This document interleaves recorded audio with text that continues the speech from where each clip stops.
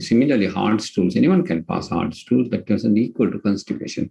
So don't get bogged into one particular clinical feature to diagnose constipation, because from 4 criteria, which is the standard criteria to diagnose constipation in this world, now they requires at least 2 criteria, right?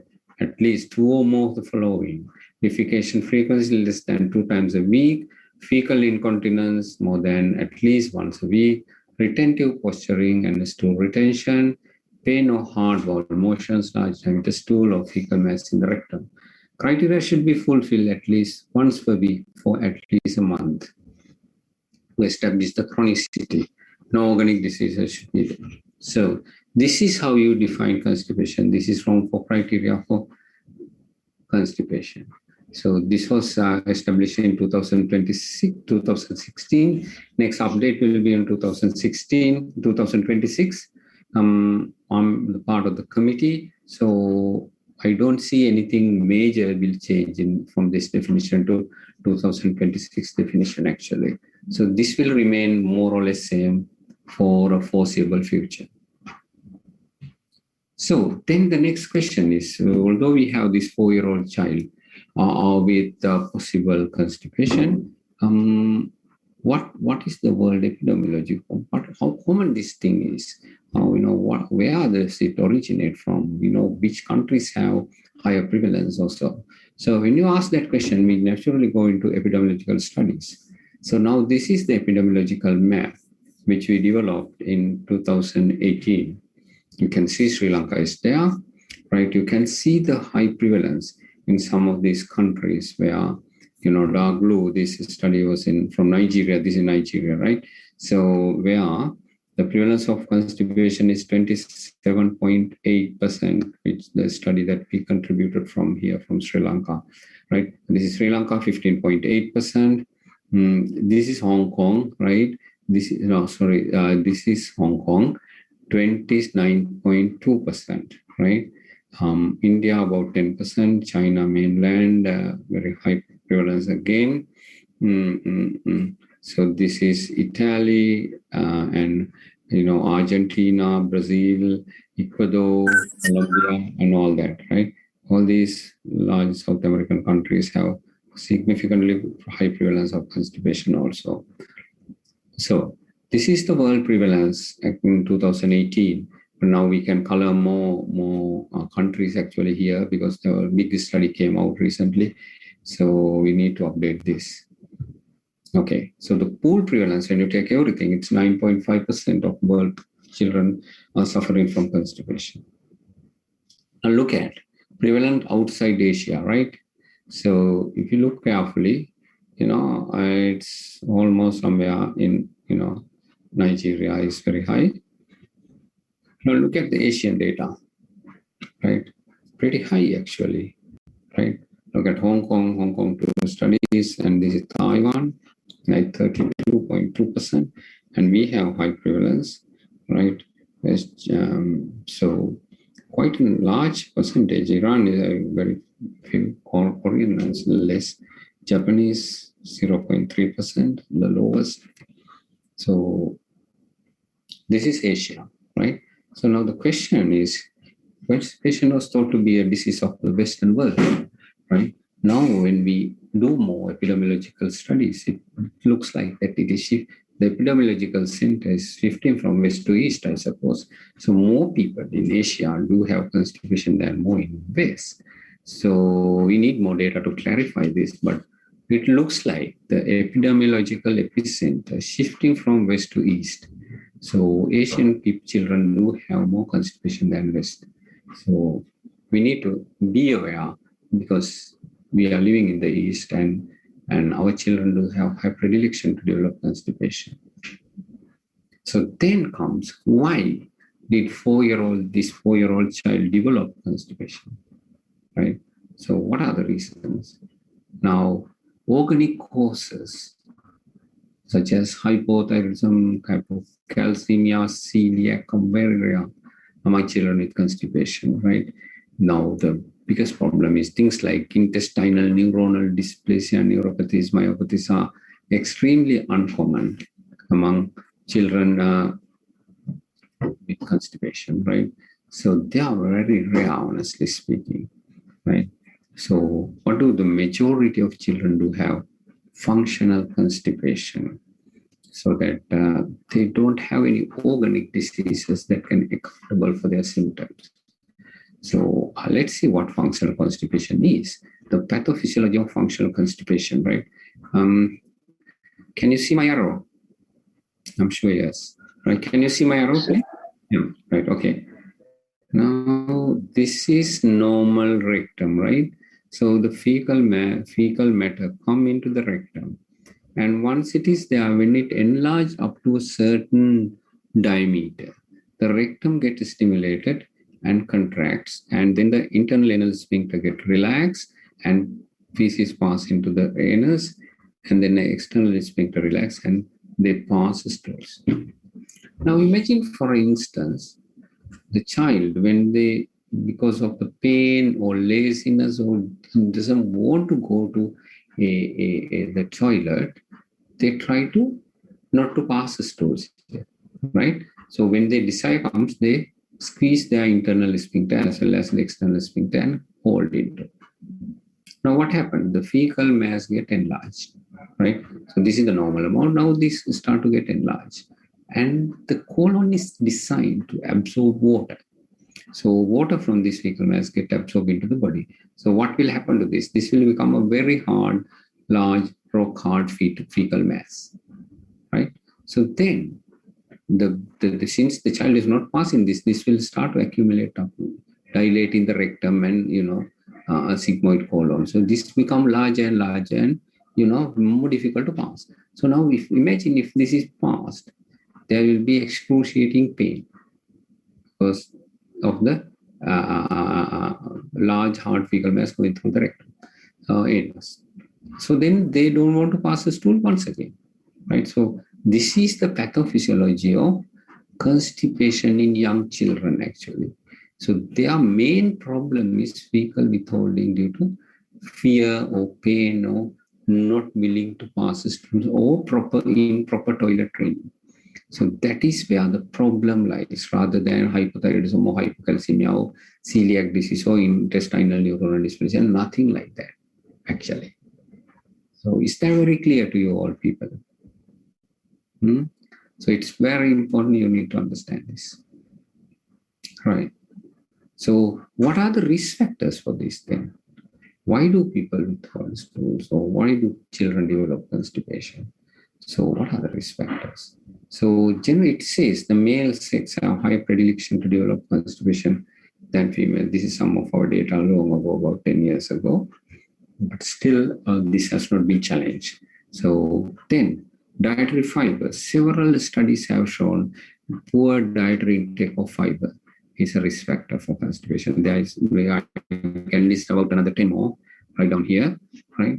The normal fiber intake, imagine, it's quite easy to remember, right? Age in years plus 5 to 10 grams nowadays, right? So for a 2-year-old child is something like 7 to 10 grams would be more than enough for a day of fiber. This is offhand very easy calculation. So people are not taking that even. So they have a higher predilection to develop constipation. Junk food. There's a very nice study from Hong Kong. It very clearly illustrates the problem of association between junk food and developing constipation in children. So you can see that what is missing is dietary fiber. Yeah, junk food. This junk food, consumption of junk food associated with certain level of a lifestyle which is different from others. So they tend to develop constipation than ordinary people. Psychological factors. What are the psychological factors? This is a study done in Sri Lanka in Gampaha district, where we found very simple reasons like home and school related life events, like you see separation from the best friend, failure in an exam, several illness in the family, like family factors like loss of job by parent, frequent punishment at home, and living in war affected area. You can't remember, friends, we were in 2005, 2006 area, we did this research in Ampara district, where it is, almost the border villages. So we found the children living in that area have more high tendency to develop constipation than children living in Gold or Kampa district. So this is another one we found. So child maltreatment, the children who are subjected to child maltreatment, like physical, emotional, and sexual abuse, have higher tendency to develop constipation. So they are risk factors, very clear risk factors, right? Psychological maladjustments. There are several people who psychological problems are very common among children who are having constipation. This is one of them where we found. This study was conducted in Ampara district, where we found, look at this, right? These are the psychological maladjustment problems, right? Personality traits, hostility and aggression, negative self-esteem, negative self-adequacy, emotional unresponsiveness, emotional instability, negative worldview, all are associated with constipation. So when I want to, if I summarize everything, so you have constipation due to behavioral disorders, psychological problems, lifestyle factor like diet, fluid, obesity, physical activity, and as I said, stresses, parental factors, some of the parental factors, disturbed microbiota, genetic factors, colonic dysmorphia, all these kind of collectively lead to develop constipation in children. Is that very clear to you all? Right, I'm moving on. How should a child be evaluated when they have constipation? That's a good question. So this 4-year-old child whom we saw in the beginning of this presentation, how should we evaluate? So the clinical evaluation is the most important thing. Don't ever forget that, right? Constipation is a clinical diagnosis. You saw it there. In Rome 4 criteria, there are no investigations. They are clinical criteria, right? So clinical evaluation is the most important point. So presentive features, what are the presentive features? Reduced frequency of defecation, pain while passing stools, fecal incontinence, stool withholding, occasional large volume stools, straining, bleeding PR, abdominal pain, and distension, and urinary incontinence. All these can be presentive features of constipation. When you take the clinical history, you need to explore the onset of symptoms, duration of symptoms, timing of passage of meconium, because Hirschsprung disease, short segment, ultra short segment, can present as constipation. So dietary history and bowel habits and stool frequency, consistency, and fecal incontinence, withholding behavior, pain during defecation, blood in the stools, family history, dietary habits, past medical and surgical problems, psychological problems, as I show you, social history. All these are important components in the history. Physical examination is very important to get the growth parameters and plot them. And if there is growth failure associated with constipation, think twice before you diagnose functional constipation. Dysmorphic features, certain dysmorphic syndromes like Down syndrome is associated with constipation. There are so many other syndromes that can have association with constipation. So look for dysmorphic features, then go for a good abdominal examination, look for distension with fecal masses, scars due to past surgical interventions, fecal masses you might be able to feel. So go for all that.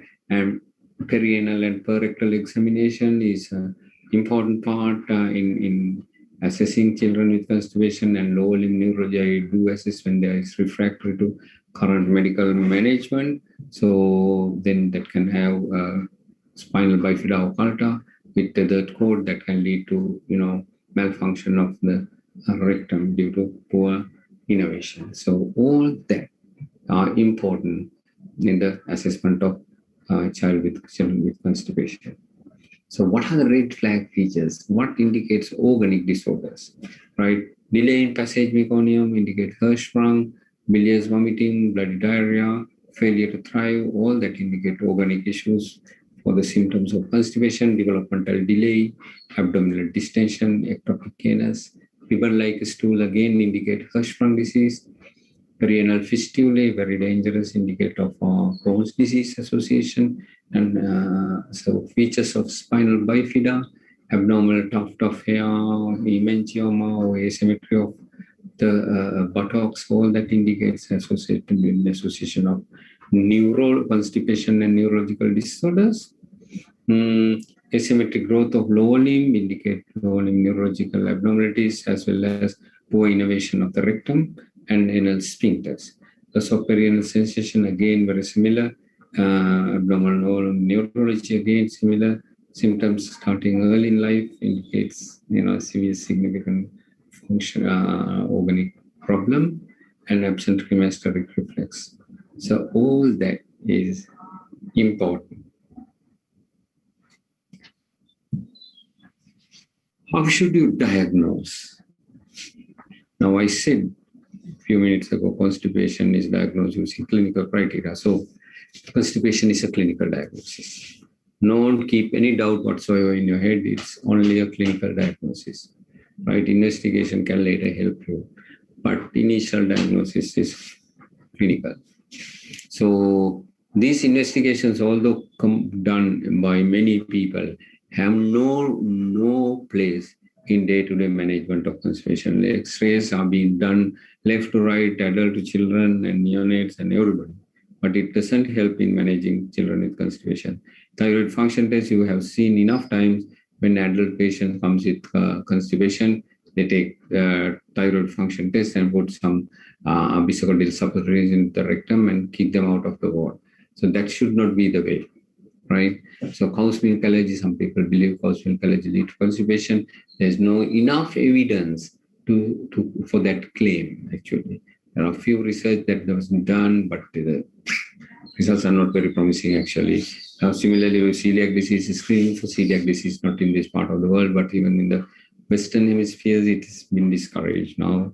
And testing for hypocalcemia and electrolyte imbalances leading to constipation is extremely rare. So don't waste your time on more public money to do hypocalcemia. Test one plain abdominal X-ray, as you can see, it's commonly ordered by clinician. Clear.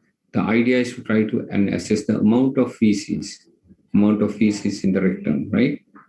But the whole problem is they are not doing it very objectively. One of the clinicians take the X-ray and have a look at it. This child is constipated. Give some Dalcolac suppositories, give some lactulose, and send them off the without sorting out the problem.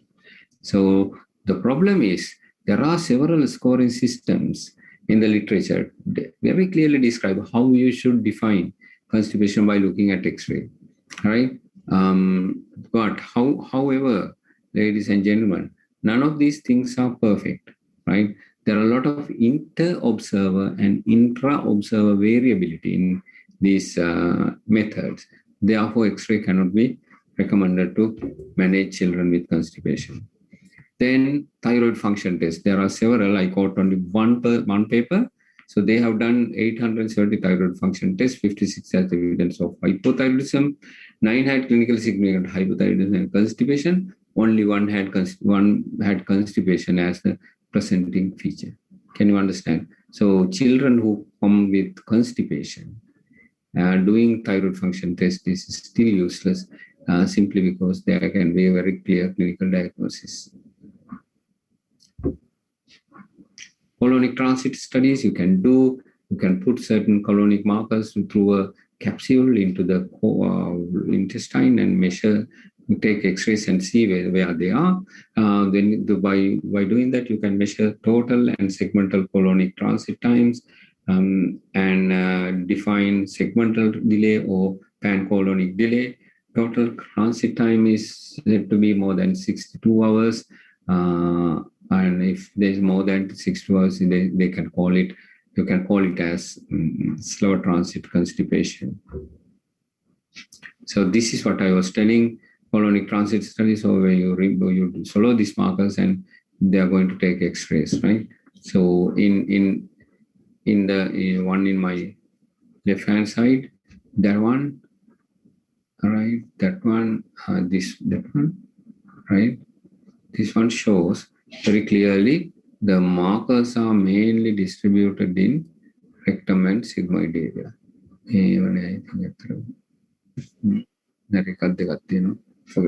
Now, of course, here you can have the thing is it's distributed among pan-colonic area, right? Can you see?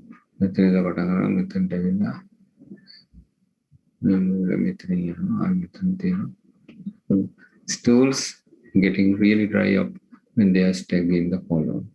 That is one reason to develop constipation. So, span colonic dysfunction. So, what are the new investigations?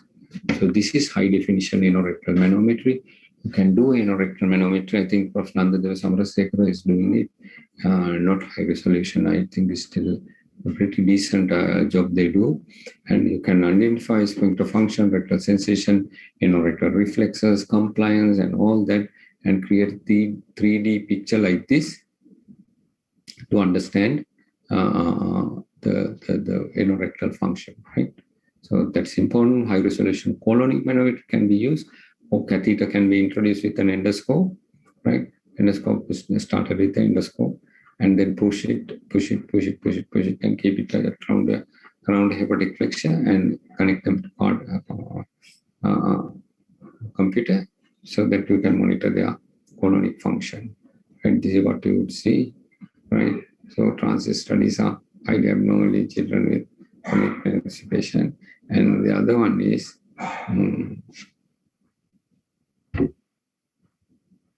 how should a child constipation be managed? What can we do to help them is the next question, right? So this is the management paradigm that we use. So there are 7 steps in the management, right? You can use lifestyle modification like diet, stress relieving, and social support and all that can be very helpful. And behavioral therapies like toilet training, training techniques, and then you think of behavioral training, therapy like toilet training and training techniques. You can train them, otherwise the stool won't pass. And laxative therapy comes later part, because laxative therapy, when you provide laxative therapy, if you are not ready with lifestyle modification and behavioral therapy, laxative therapy is not going to help you. Because to pass the stools, the rectum has to be relaxed, anus has to be relaxed, and children should not have withholding behavior. Right? So rectal evacuation can be done. You can use it, a hand, finger put into the rectum and break up all the accumulated fecal mass and pull them out so that you can do it properly. Right? So laxative therapy, now rectal laxatives can be used. Give me a second, please.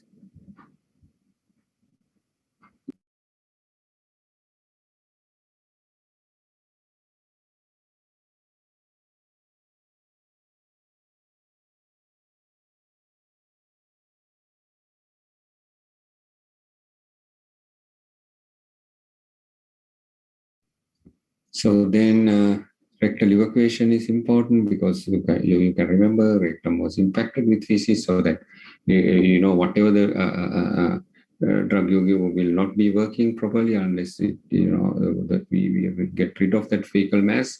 So you can use polyethylene glycol high dose with more frequent doses and rectal enema, sometimes rectal subsidiaries can evacuate that. Then you can use physiotherapy and biofeedback, new therapies, and neuromodulation, stimulating nerves in the S2, 3, 4 nerves by like the transabdominal or rectal sacral nerve stimulation, and you can do surgical intervention if the constipation is refractory. So first step in the management is explain the prevalence of childhood constipation and nature and pathophysiology of the disease, and interpretation, the investigation results, and then tell them about what you are going to do, what's your plan, and what's your plan for follow-up, and what is going to be the long-term prognosis. I have an answer to all these questions, and so should you be, right? So that's one thing important, right? Then you go for toilet training. without toilet training, don't treat constipation, because if the stool withholding persists, you're not going to get much benefit from your drugs. So it's a crucial point actually, right? So encourage them to pass the stool each day as they get up in the morning, after the lunch and after the dinner, where gastrocolic reflex is very highly activated. So you can use that as a booster to pass the stools. The Cochrane review has shown beneficial effect when they're combined with basically laxatives, right? Without laxative, toilet training is of no use. So, story of fiber, can high fiber diet prevent constipation, or can high fiber diet be used as a therapeutic modality? Answer is no. Increasing fiber, increasing fluid, water intake has no therapeutic benefit for children with constipation. There are so many research that are coming up. They're not going to be very helpful. Probiotics, again, not very helpful. There are, research are going on quite a long period to find a proper probiotic to reduce the incidence and the prevalence of constipation. So it's not there. Probiotic we don't use. So fecal disinfection can be done with oral route, via polyethylene glycol, and more effectively clinically and economically. Right? But rectal route is less active. Only when oral route fails is the rectal method. Phosphate enemas can be used, and mineral enemas can be used, bisacodyl substances can be used. That will work very quickly on the weight of the child. Maintenance therapy, once the rectal evacuation is over, right? Once the rectal evacuation is over, you have to keep the colon clean by using either single or multiple drugs of laxatives. So you can either use osmotic laxative or stimulant laxative, or no combination, or novel agents, right? Duration is variable, generally 3 to 6 months. Some people go on for 1 year as well. Laxatives, I don't have to go through this, that's all.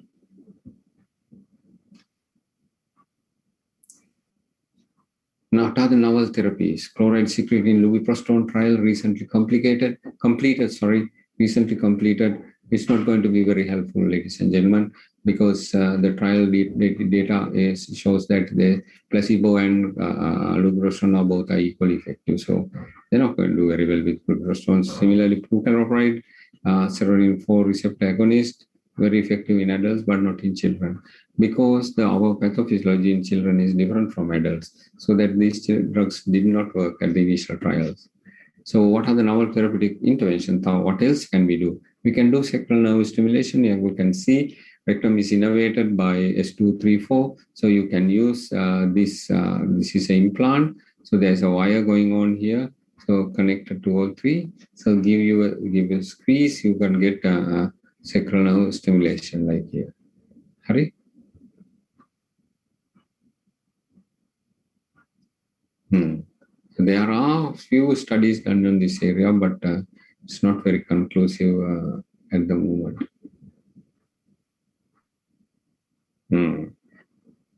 What are the surgical interventions that we can do? How can our surgical colleagues help us?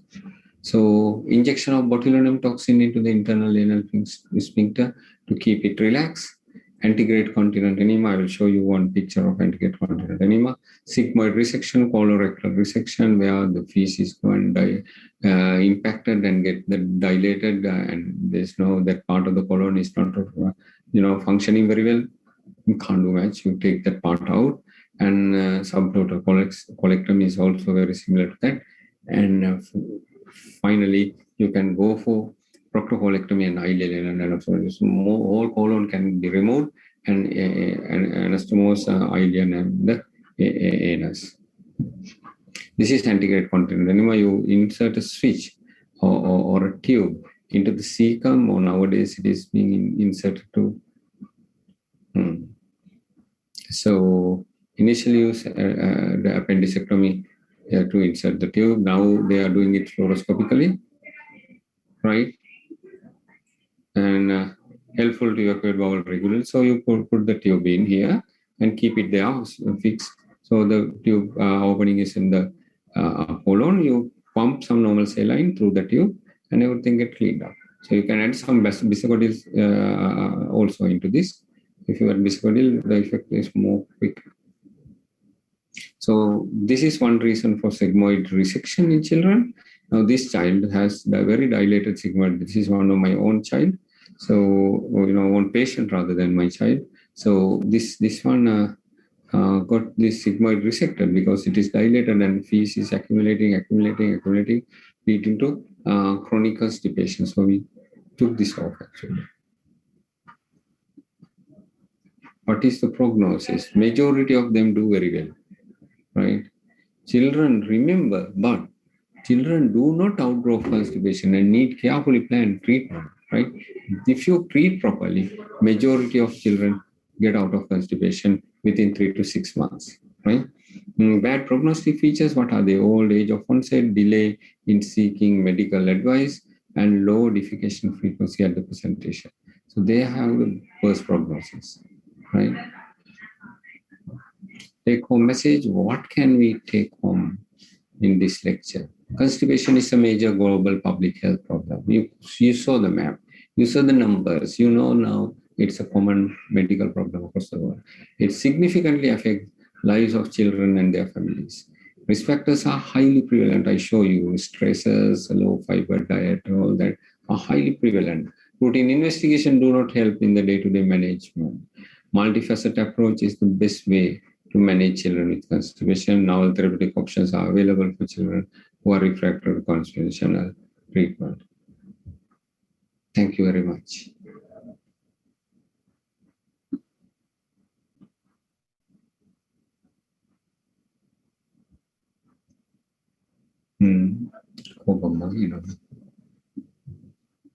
All right.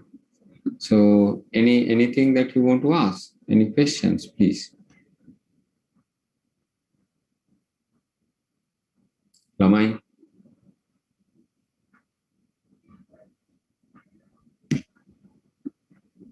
No questions. Okay, then I will stop there. So I'll be around the LRH tomorrow. If you have any questions, you can ask from me, right? So this is what all about you should know about constipation, right? I'll try to pass this to this